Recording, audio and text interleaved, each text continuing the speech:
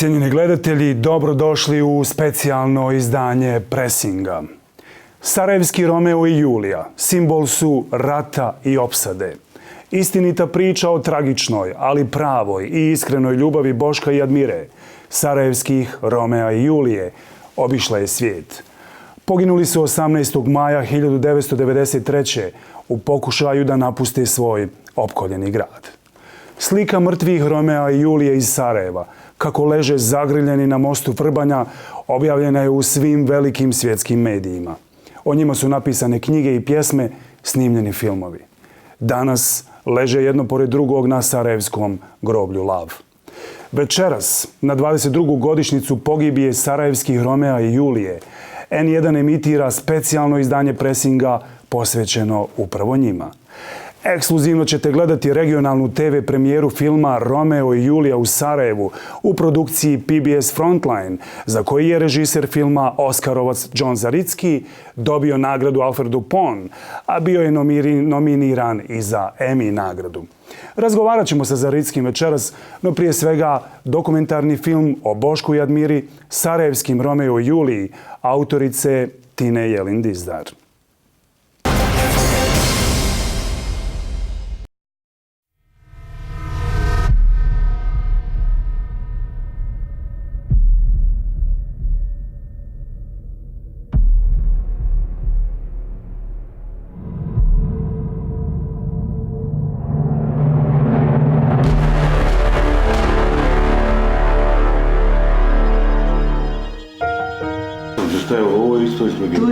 Tu je ispred trećeg gimnazija. I ovo, ja?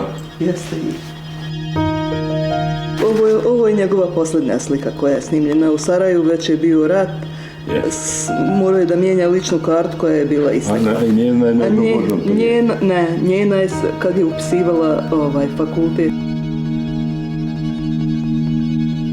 Svoju ljubav Boško Brkić i Admira Ismić započeli su u zimu 1984. godine kao gimnazijalci. Voljeli su se punih 9 godina, maštali u zajedničkom životu, kovali planove za budućnost, uvjereni da ih ništa ne može razdvojiti. Pa oni su bili upravo djeca Sarajeva. Admira je rođena na Mejtašu. Nalazili su se u kafićima, i danas dan ima Brazil, broj 1, to su bila mjesta gdje su se obično sastajali oni.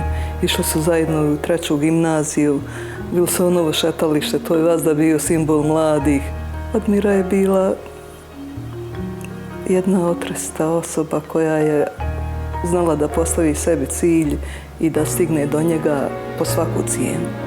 Nikad nije odustajala. Boško je bio veseo, uvijek nasmijan.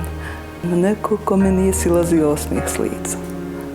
Sanjali su da imaju puno djece. Vazda bi rekla, mama, ja ću da imam 5 djece, hoćeš mi ih čuvati. Bila je strašno topla osoba. Znate, ja uvijek kad bi došla kući, prigrla bi me. Ja još uvijek imam osjećaj te toplote ruke na sebi, njene i poljubca. Šta ja znam, mi smo se, u stvari ja sam se postavio prema njemu ko muškarac prema muškarcu, nema veze što je on, tako reći, bio moj zet. I tako da smo se uvijek zezali oko takvih stvari, oni dvoje se posvađaju, pa on nosi cvijeće, drži u ruci. Kam ste bolan, papa, kućeš ti, pa hej, sad kad te uzjehala, nećete više nikad odjehati više. Tako da smo se uvijek smiljali, šalili i tako. Kad su izašle njihove slike, kad su ih ubili, pa slika gdje Boško leži i Admira do njega. Admira je moje dijete, ružno je reći da mi je nekako mi je ružnije gledat Boška mrtvog nego nju. Tako mi je bilo, čitav, danas dan, ja isti taj dojam imam.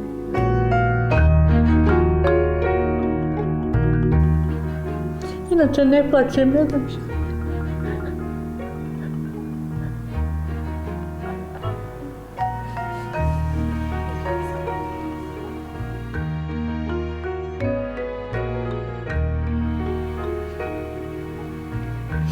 A ja kažem kao što je u književnosti Omer i Merima, čula si za Omera i Merimu naravno, Tristan i Izolda, Romeo i Julija i Orfej i Euridika. To su nekakve, ne znamo, likovi iz književnosti koji se nikad ne zaborave. Ja kažem, vjerojatno će u peti biti oni. Mislim, ja to tako razmišljam. Mislim, po nekakvom, oni ih upoređuju kao Romeo i Julija, međutim, oni nisu Romeo i Julija. Jesu po ljubavi, ali porodice njihove nisu dale da se uzmu Romeo i Julije. Ti znaš, a naše nisu branile. U tome je razlika.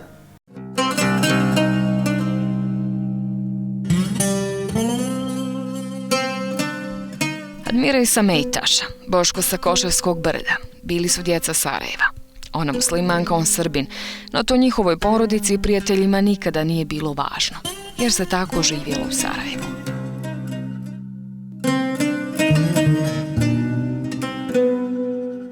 To onaj ko nije znao Sarajevo ni Bosnu i Hercegovinu, pa ni Jugoslaviju. On ima tu priču. I ona kome je to prioritet da priča, ko hoće to da priča, ko pronosi tu lažnu propagandu, o kome oni pričaju, o kojim Srbima, o kojim muslimanima i o kojim Hrvatima, o čemu oni pričaju. Barem ja nisam tako odgajala djecu. Ja nisam. A sad da li je neko u svojoj glavi to razmišljao drugačije, to ne znam. Stvarno. A vjerovatno jeste i jedni i drugi i treći. Sve tri nacije.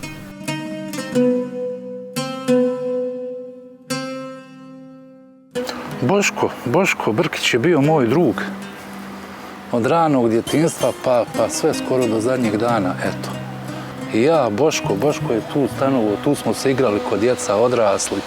Željko, Branko, Enes, Damir. Nikad niko nije to potencirao, nije pitao, postavljao pitanje, nije nas interesovalo. Sve do tog rata. Admira je bila divna osoba.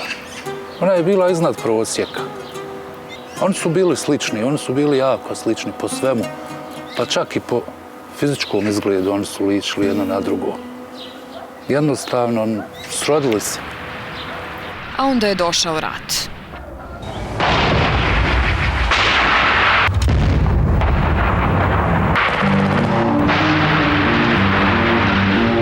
Nije niko vjerovao uopšte da će se ovako da. Čak i oni koji su zakuhali sve to, ni oni nisu vjerovali da će to biti ovako krvavo i da će to biti sa ovakvim posljedicama.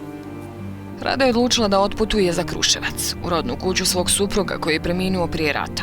Boško je ostao sa Admirom u Sarajevu, koja je počela da proživljava najveću tragediju od svoga postojanja. Nakon godinu dana sarajevskog pakla, Duško i Admira odlučili su otići.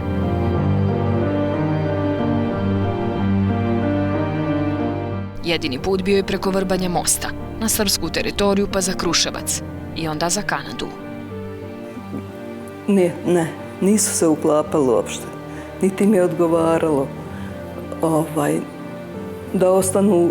Uostalom, ja mislim da su svi mladi želeli da odu. Nije bilo lako u Sarajevu, ni biti Srbin, ni musliman, ni bilo šta drugo. Na par dana, 7-8, on je mene zvao ovdje u stan. I došao sam i on je meni rekao, hoću da idem, ali je problem kako preći. Ali više se on bojao mobilizacije nego da će poginuti. Jer čovjek koji je to ovdje organizovao, vjerovali smo mu svi. I on mu je vjerovao, bio mu je dobar prijatelj. Jedino se bojao da će ga mobilisati.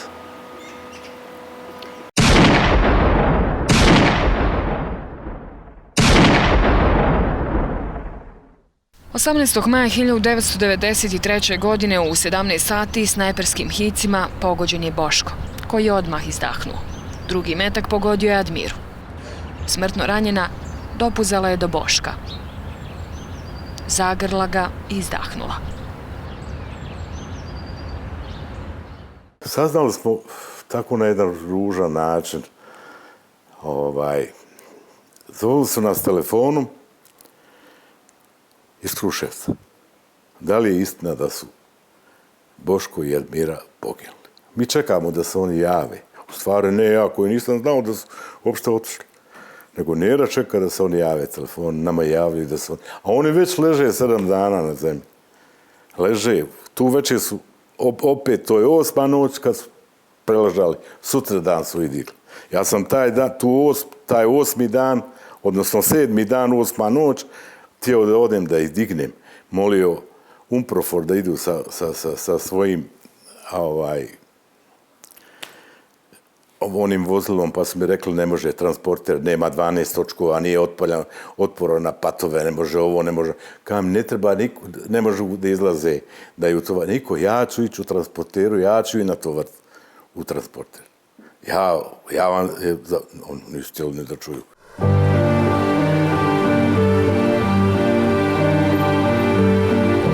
Osam dana ovdje na Vrbanjem mostu ležala su tijela Boška i Admire, dok se dvije strane optuživale ko je odgovoran za njihovu pogibiju.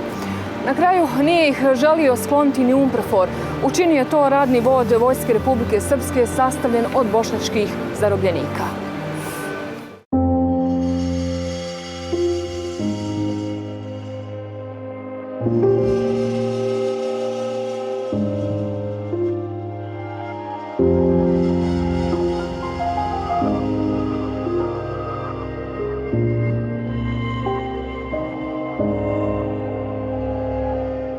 Uvijek se sjetim, plakala sam danima kad su poginuli, a moj muž kaže, izađi na ulicu, ako sretneš nekoga ko nije izgubio bilo koga u ovom Sarajevu, onda ne prestaj plakat. U Sarajevu je svaki dan ginulo 20-25 ljudi. Tako da smo mi oguglali, navikli na to. Nije nam to niko donio, ali se to tako dogodilo. Tako je moralo da bude. Jednostavno smo čekali da nam se dogodi još nešto teže, da nikad ono što se događa nije najteže.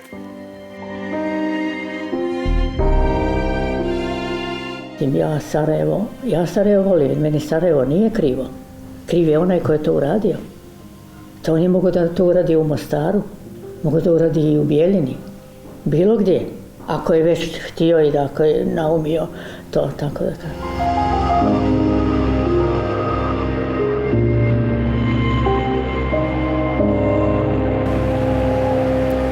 Mladim sarajevskim ljubavnicima snimani su filmovi, pisane su knjige, pjesme, od Kanade do Japana.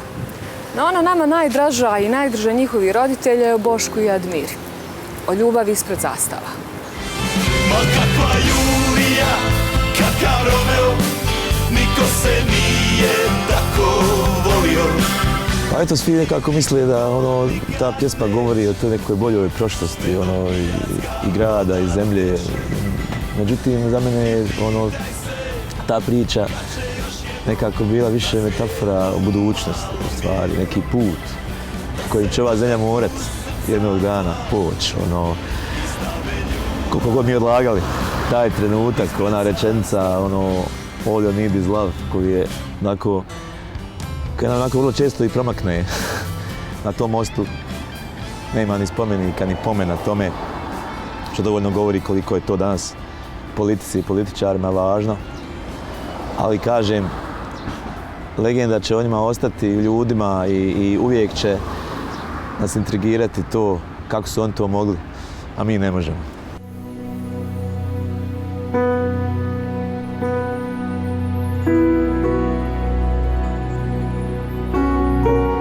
Admira i Boško danas dijele grob na sarajevskom groblju Lav. Tu je i grob Kurta Šorka, slavnog novinara koji je prvi u svijet poslao priču o njihovoj ljubavi. 2000. je ubijen na novinarskom zadatku. Po njegovoj ranijoj želji sahranjen je pored Admire i Boška. Mi u kući jako rijetko, kad spomenemo kao da su tu negdje, u stvari najlakše mi je kad čekam da se vrate, a znam da neće. Ja stajao pored toga kako su ih pustili u grob i znam, svjestan sam toga, ali džaba, ja to u posvijesti čekam da dođu od nekud. Evo, takav je to osjećaj. Posle ne znam koliko vremena, je vjerovatno da ću umrijeti s tim osjećajem. Je li ovo priča o Romeu i Juliji? Nije priča, zna se to priča, osnova priče Romeo i Julije, to je tranje između dvije familije koje nije stjele jedno i drugo i šta ja znam, ovo nema veze s tim. Bilo je važno i danas dan mi je važno ko je čovjek, a sve ostalo me ne interesuje. I kad sam vraćala stan u Sarajevu, uvijek sam bila kod njih po 2-3 mjeseca, ali nikad nismo pričali o tome da je teško i kako su poginuli. Samo je njen otac rekao, 2 inteligentnih nisam vidio u životu, ali kaže da su budalasto poginuli, jesu. Oni su stvarno bili prepametni, stvarno, mislim onako, ne znam. Jedna djeca koja bi bili nešto puno veliko u životu. Rada je ostala u Kruševcu. Zbog bolesti rijetko dolazi u Sarajevo. Za smrt Admire Ismić i Boška Bate Brkića niko do sada nije odgovarao, niti je ikada otvorena istraga o smrti sarajevskog para.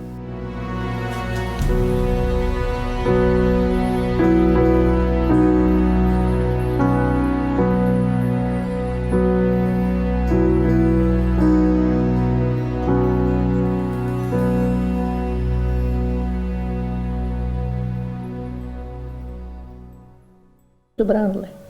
U tome je razlika.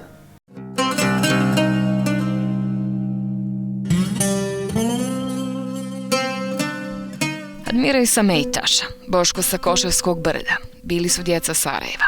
Ona muslimanka, on Srbin, no to njihovoj porodici i prijateljima nikada nije bilo važno, jer se tako živjelo u Sarajevu.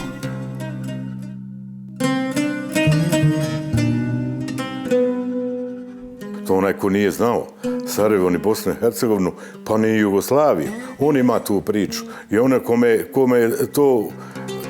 je to prioritet da priča, ko hoće to da priča, ko pronosi tu lažnu propagandu, o kome oni pričaju, o kojim Srbima, o kojim muslimanima i o kojim Hrvatima, o čemu oni pričaju. Barem ja nisam tako odgajala djecu. Ja nisam. A sad da li je neko u svojoj glavi to razmišljao drugačije, to ne znam. Stvarno. A vjerovatno jeste i jedni i drugi i treći. Sve 3 nacije.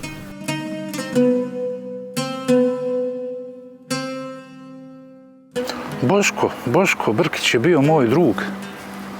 Od ranog djetinjstva pa sve skoro do zadnjeg dana, eto. I ja, Boško je tu stanovo, tu smo se igrali kod djeca, odrasli. Željko, Branko, Enes, Damir. Nikad niko nije to potencirao, nije pitao, postavljao pitanje, nije nas interesovalo. Sve do tog rata. Admira je bila divna osoba. Ona je bila iznad prosjeka. Oni su bili slični, oni su bili jako slični po svemu. Pa čak i po fizičkom izgledu oni su ličili jedno na drugo. Jednostavno, srodili se. A onda je došao rat.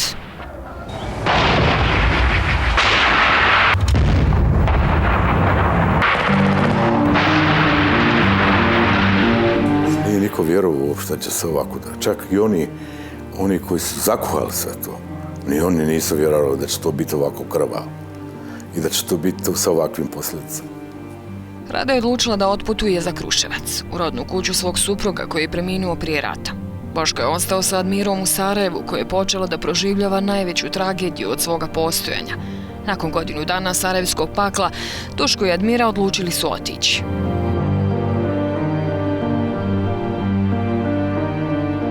Jedini put bio je preko Vrbanja mosta, na srpsku teritoriju pa za Kruševac i onda za Kanadu. Ne, nisu se uklapali uopšte.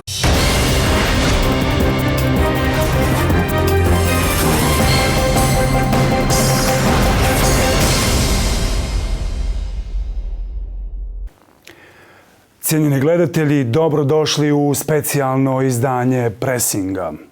Sarajevski Romeo i Julija simbol su rata i opsade.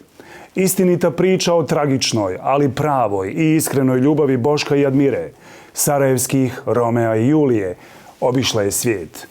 Poginuli su 18. maja 1993. u pokušaju da napuste svoj opkoljeni grad. Slika mrtvih Romea i Julije iz Sarajeva, kako leže zagrljeni na mostu Vrbanja, objavljena je u svim velikim svjetskim medijima. O njima su napisane knjige i pjesme, snimljeni filmovi.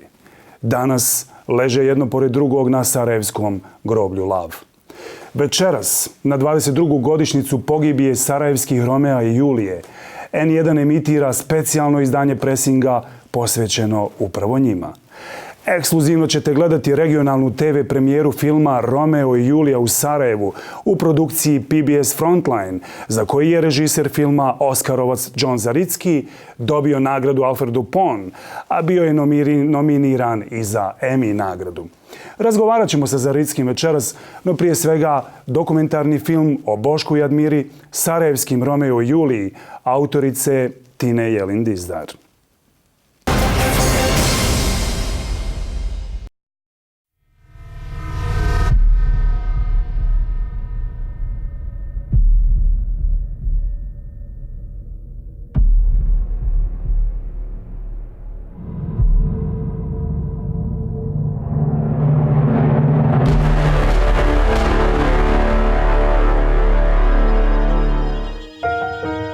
Šta je ovo isto ispred gimnazije? Tu je ispred trećeg gimnazije. I ovo, ja? Jeste i. Ovo je njegova posljednja slika koja je snimljena u Sarajevu, već je bio rat. Morao je da mijenja ličnu kartu koja je bila ista. A njena je možda njena je kad je upisivala fakultet. Svoju ljubav Boško Brkić i Admira Ismić započeli su u zimu 1984. godine kao gimnazijalci. Voljeli su se punih 9 godina, maštali u zajedničkom životu, kovali planove za budućnost, uvjereni da ih ništa ne može razdvojiti. Pa oni su bili upravo djeca Sarajeva. Admira je rođena na Mejtašu. Nalazili su se u kafićima, i danas dan ima Brazil, broj 1, to su bila mjesta gdje su se obično sastajali oni. Išli su zajedno u treću gimnaziju, bili su novo šetalište, to je vazda bio simbol mladih. Admira je bila jedna otresta osoba koja je znala da postavi sebi cilj i da stigne do njega po svaku cijenu. Nikad nije odustajala. Boško je bio veseo, uvijek nasmijan. Neko kome nije silazio osmijeh s lica. Sanjali su da imaju puno djece. Vazda bi rekla, mama, ja ću da imam 5 djece, hoćeš mi ih čuvati. Bila je strašno topla osoba. Znate, ja uvijek kad bi došla kući, prigrla bi me. Ja još uvijek imam osjećaj te toplote ruke na sebi, njene i poljubca. Šta ja znam, mi smo se, u stvari ja sam se postavio prema njemu ko muškarac prema muškarcu, nema veze što je on, tako reći, bio moj zet.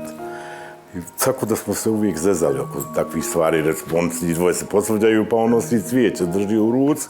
Kam ste bolan, papa, kućeš ti, pa hej, sad kad te uzjehala, nećete više nikad odjehati više. Tako da smo se uvijek smiljali, šalili, tako. Kad su izašle njihove slike, kad su ih ubili, pa slika gdje Boško leži i Admira do njega. Admira je moje dijete, ružno je reći da mi je nekako mi je ružnije gledat Boška mrtvog nego nju. Tako mi je bilo, čitav, danas dan, ja isti taj dojam imam.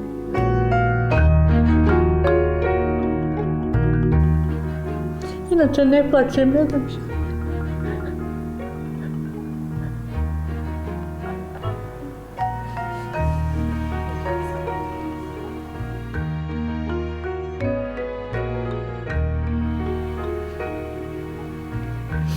A ja kažem kao što je u književnosti Omer i Merima, čula si za Omera i Merimu, naravno, Tristan i Izolda, Romeo i Julija i Orfej i Euridika.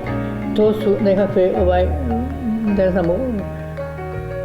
likovi iz književnosti koji se nikad ne zaborave. Ja kažem, vjerojatno će u peti biti oni.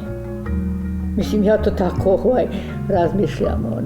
Mislim, po nekakvom, oni ih upoređuju kao Romeo i Julija, međutim, oni nisu Romeo i Julija. Jesu po ljubavi, ali porodice njihove nisu dale da se uzmu Romeo i Julije. Ti znaš, a naše nisu.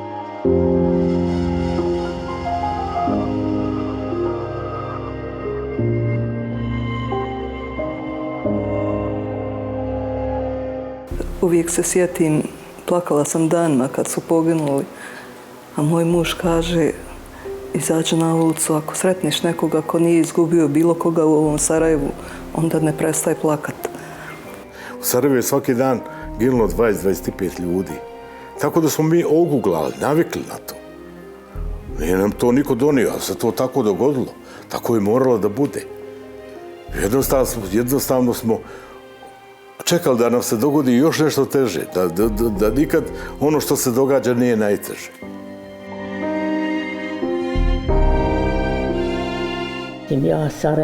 Ja Sarajevo volim, meni Sarajevo nije krivo. Kriv je onaj ko je to uradio. To on je mogao da to uradi u Mostaru, mogao da uradi i u Bijeljini, bilo gdje. Ako je već htio i da ako je naumio to, tako da kažem.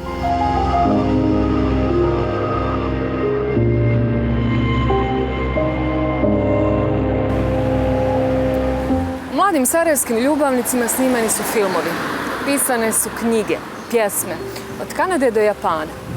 No ona nama najdraža i najdrža njihovi roditelja je o Bošku i Admiri, o ljubavi ispred zastava. Ma kakva Julija, kakav Romeo, niko se nije tako volio. Pa eto, svi nekako misle da ta pjesma govori o toj nekoj boljoj prošlosti, i grada, i zemlje. Međutim, za mene je ta priča nekako bila više metafora o budućnosti, u stvari, neki put kojim će ova zemlja morat jednog dana poći. Koliko god mi odlagali taj trenutak, ona rečenica, all you need is love, koji je onako vrlo često i promakne na tom mostu. Nema ni spomenika, ni pomena tome, što dovoljno govori koliko je to danas politici i političarima važno.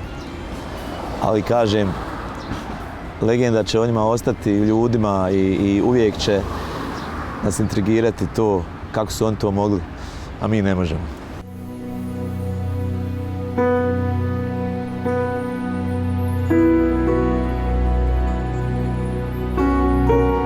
Admira i Boško danas dijele grob na sarajevskom groblju Lav.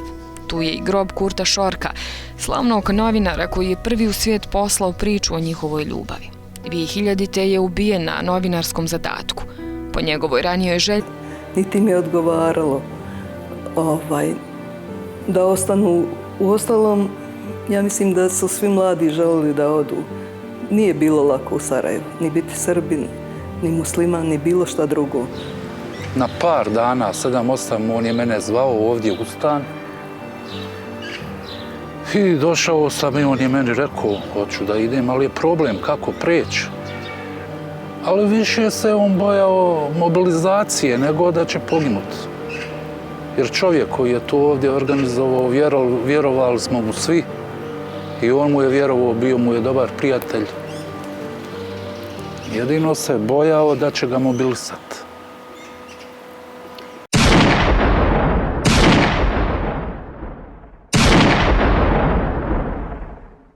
18. maja 1993. godine u 17 sati snajperskim hicima pogođen je Boško, koji je odmah izdahnuo. Drugi metak pogodio je Admiru. Smrtno ranjena dopuzala je do Boška. Zagrla ga i izdahnula. Saznali smo tako na jedan ružan način. Zovili su nas telefonom iz Kruševca. Da li je istina da su Boško i Admira poginuli?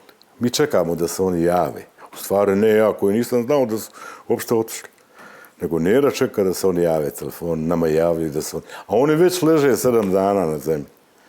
Leže. Tu večer su, opet to je 8. noć kad su preležali. Sutra dan su i digli. Ja sam taj 8. dan, odnosno 7. dan, 8. noć, htio da odem da ih dignem. Molio Umprofor da idu sa svojim onim vozilom, pa su mi rekli ne može transporter, nema 12 točkova, nije otporno na patove, ne može ovo, ne može.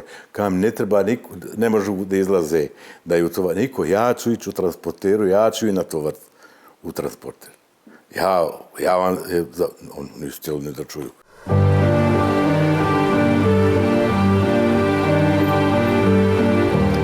8 dana ovdje na Vrbanjem mostu ležala su tijela Boška i Admire dok se dvije strane optuživale ko je odgovoran za njihovu pogibiju. Na kraju nije ih želio skloniti ni UNPROFOR. Učinio je to radni vod Vojske Republike Srpske sastavljen od bošnjačkih zarobljenika.